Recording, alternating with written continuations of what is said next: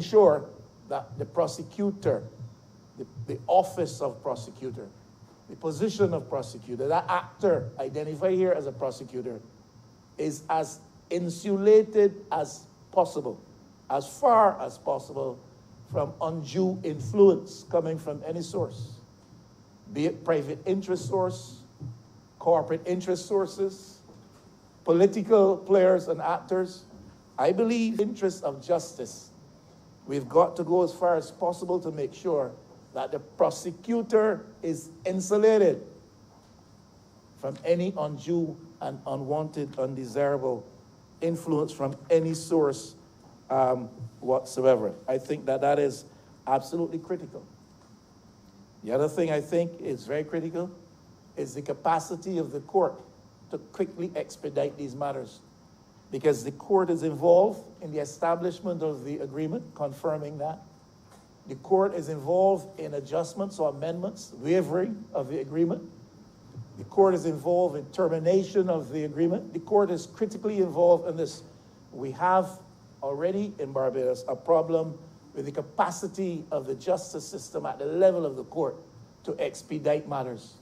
And I think the attempt is being made here to expedite the dispensing of justice by, rather than have some cases embroiled in long, drawn-out criminal proceedings, to come to a remediation agreement which is set in place in the context of clearly established parameters involving the expression and will of the court, the role of the prosecutor, properly insulated from that undue influence, and the willingness of an offender to admit to his offense and to be willing to identify others who were party to that offense and be willing to go the other steps in terms of ensuring that justice is properly dispensed in the interest of all parties. Those are 2 or 3 considerations I would want to put in the mix. And I hope that that does not constitute naysaying or gainsaying.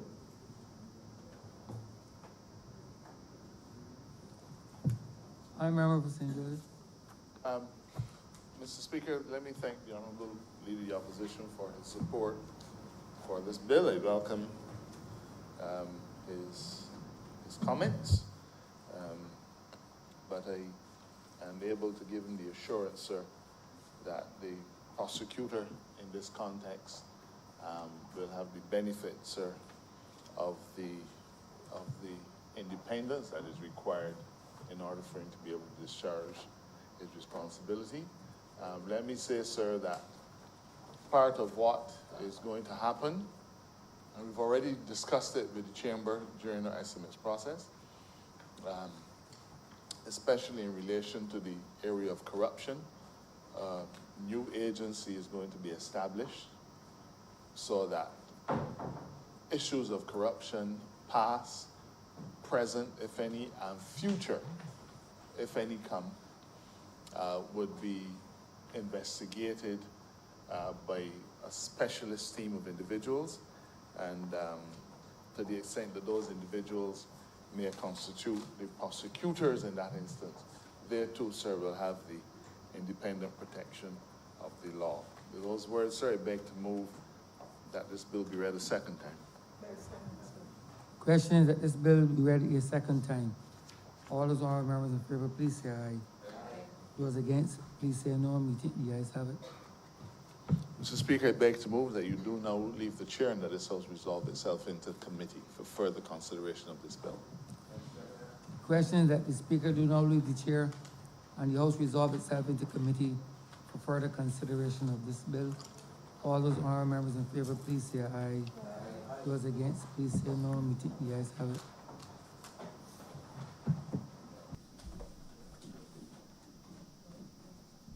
This House is now in committee. Clause 1. Beg to move, Madam Chair, that Clause 1 stand par.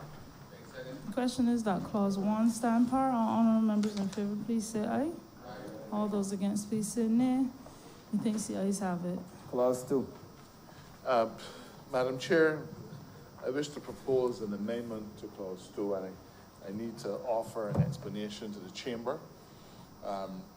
In the definition section, Madam Chairman, prosecutor is defined as including, as meaning the Director of Public Prosecutions, a creature well known to law and well known to all of us. And then it goes on, or the Director General of the major organized crime, anti-corruption, and anti-terrorism agency established by Section 4 of Major Organized Crime, Anti-Corruption, and Anti-Terrorism Act of 2020, as the case may be. Mr. Speaker, Madam Chairman, you'd be aware that we are bringing a suite of legislation to deal with corruption and other matters.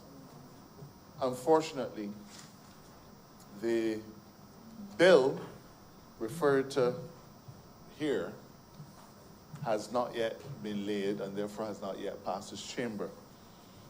We've had to do some more work on it, and we are almost nearing completion, and we had hoped, Madam Chair, to have it here, but in view of the fact that it is not yet in this chamber, it is not a thing in essay, not a thing in existence, and therefore I want to amend this particular definition by saying simply prosecutor means the Director of Public Prosecutions.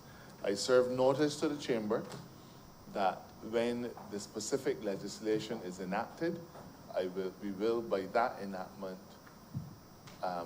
add on here the Director General of that agency, but I'd rather go through now and add to it by way of an amendment in the not too distant future.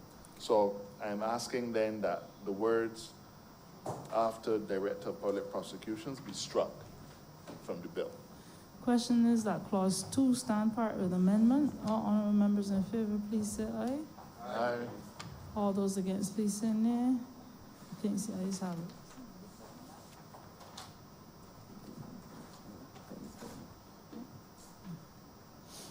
Clause 3 to... Clauses 3 to 10. Beg to move that clauses 3 to 10 stand part. Question is that clauses 3 to 10 stand part. All honorable members in favor, please say aye. All those against, please say nay. Methinks the ayes have it. Clauses 11 to 15. Beg to